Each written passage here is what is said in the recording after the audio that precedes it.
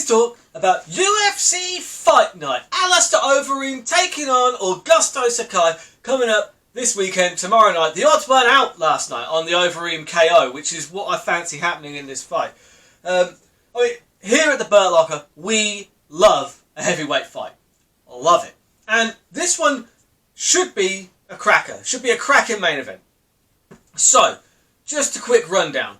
We have got Overeem versus Sakai. The odds on Overeem are to win 1.62. He comes in at the favourite. Knockout is 2.38, which is what I quite like. The submission 11-1. Worth a go, because let's be fair, Alistair Overeem, he is well versed in submissions. He has got an excellent guillotine. Excellent. Really good. Decision 5.5. It's a 5-round main event with two big guys that like to throw. I don't see this one going to a decision, personally. However, on the other side, you have got Augusto Sakai, the Japanese-Brazilian fella. Okay? He is coming in at the underdog, 2.25 to win. You have got the knockout, TKO at 3.5.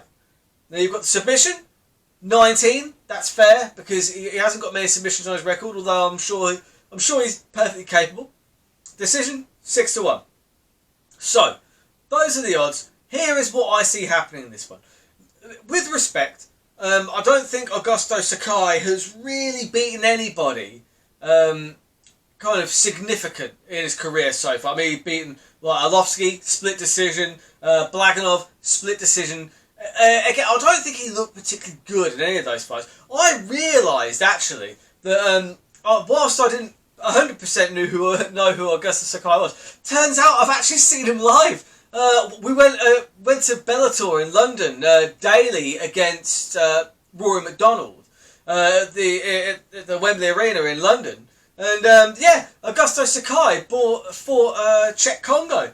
I think he lost that one. Terrible fight, awful fight. Went to a decision, but yeah, I've actually seen him fight live. So it's just like at first I was scratching my head. I was like, oh, I remember this guy.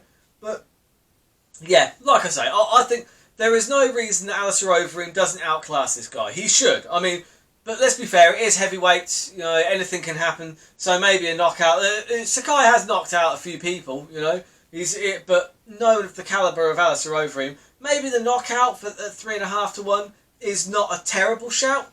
But for me, I think that Alistair Overeem takes this one by finish. Now, what I quite like is to hedge my bets, because as I mentioned earlier, Alistair Overeem is a very good knockout artist, and he's a very good submission artist as well. So that stands to reason the double chance is 2. You get 2-1 on that, which is fair. That's a fair price. But I'm putting that together with something else. We've also got, it's a rescheduled fight, so I'm not going to do a separate video for it because I'm going to keep it short. OSP against Alonzo Menifield. Okay, OSP, you will know this fella here, right? And Alonzo Menifield. This beast right here. Now, originally, a couple of weeks ago when this fight was first scheduled, I thought that OSP might be able to kind of outlast Alonzo Menifield and beat him by submission by wearing him down, because Menifield doesn't look great after the first round. He's a powerhouse, no doubt. Powerhouse. But after the first round, against Devin Clark, he didn't look good.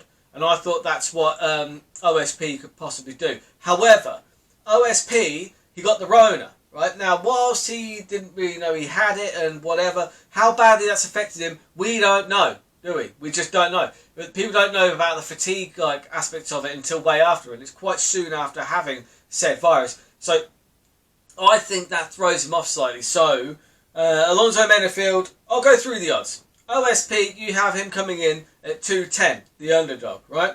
The knockout, 8-1.